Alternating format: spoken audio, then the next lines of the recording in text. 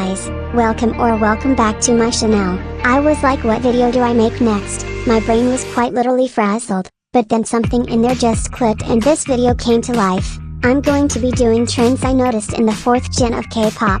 This video was made with no malicious intent, I just wanted to share what I've noticed. Anyways, onto the video. I bet it's not just me, I bet it's a lot of people who think the same as me. Because I have not seen that many genuinely good rappers in the 4th gen, I don't know if it's because I haven't seen their potential or if it's because they just don't have it. There are exceptions such as choiyena of Idol, itzy's rap line, Stray Kids rap line and more, but I feel like the bar for rap is just low. I've said it a lot on my channel, but I really don't understand the criteria of rap. It feels like literally every idol whose vocals aren't the best in their group call themselves a rapper, and their rap parts are so short, awkward and unneeded. The K-pop industry does mainly focus on vocals and dance, so some genuinely good rappers might not get to shine as much as they are always overshadowed, but you have to give their credit when it is due, because some 4th gen idols can rap, some can't, and that's okay, but the uprise in unnecessary rap verses ruins the listening experience, especially if you're not into rap. But yeah, I've noticed that rap is not really a strong suit in the 4th gen compared to other generations. Good debuts but lackluster comebacks. This is something I've picked up on in 4th gen K-pop. Groups will have a solid debut, but then in the first or second comeback things start to get a bit weird as they are still trying to find their directed audience and sound. Some examples are itzy, Everglow, Idol, Luna, etc. They all had solid debuts, but a lot of their comebacks seem to fall flat. I'm not sure if I'm the only one that noticed it, but it is very much prominent. I think it's just companies exploring with their groups and seeing what sells and what doesn't. They're trying to see what the fans like and don't like, but it becomes a bit weird if it goes on for a very long time and they still don't get better comebacks. This links to my next point.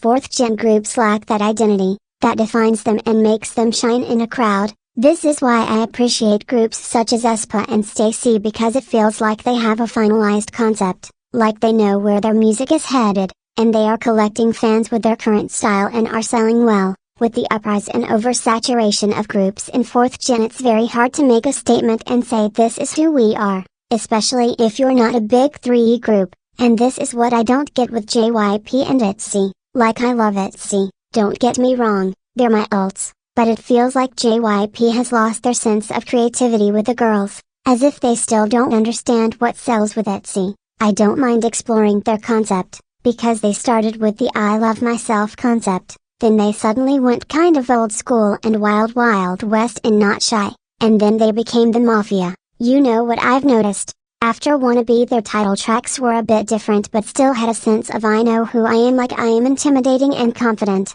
but then suddenly in Loco, they are crazy in love, like it just feels a bit abrupt, and I hope JYP can figure out what they want itzy to show in their concept. But nevertheless, I will support itzy. They deserve so much and are such hardworking girls, but just a prime example of a group that's still kind of figuring out their identity and experimenting. I can't tell what their next comeback is gonna be like, but they still have my support. Lack of identity doesn't just fall into concept though. Sometimes a group doesn't have that much musical identity that you can look at a song and be like, yes, that belongs to that group. I honestly hope I'm making sense with this. But yeah, 4th gen lacks a bit of identity as everything feels so manufactured and fake. I know that it's still a bit of a new generation, but the point still stands.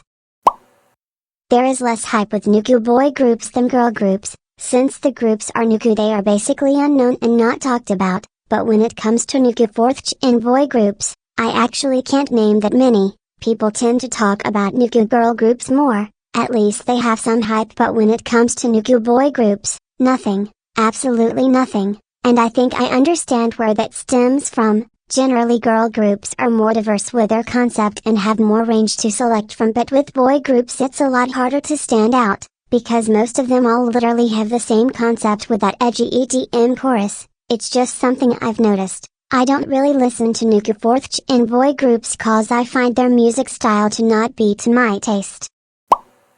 Stronger cancel culture. Cancel culture has always been a thing, but with the uprise in social media and technology it has been enhanced. Like if a 4th gen idol does something problematic, just know that Twitter, TikTok, Reddit, YouTube, Instagram will all be on their back. They will not get a chance to breathe. Look at Giselle, Stray Kids, Hyeong, NCT, they get ripped apart because of how strong cancel culture is nowadays. Idols from earlier generations who are cancelled, but it feels like they still get room to breathe and have many stans, or maybe that's just me, but it's something I've noticed when there's a scandal in 4th gen. This video was quite random, but I felt the need to share what I noticed. Tell me if you noticed these things in 4th gen as well, and also tell me any other things you noticed in 4th gen K-pop. Thanks so much for watching, bye. 내 곁에 다가와 펼쳐진 밤 조금씩 가까워지는 다른 꿈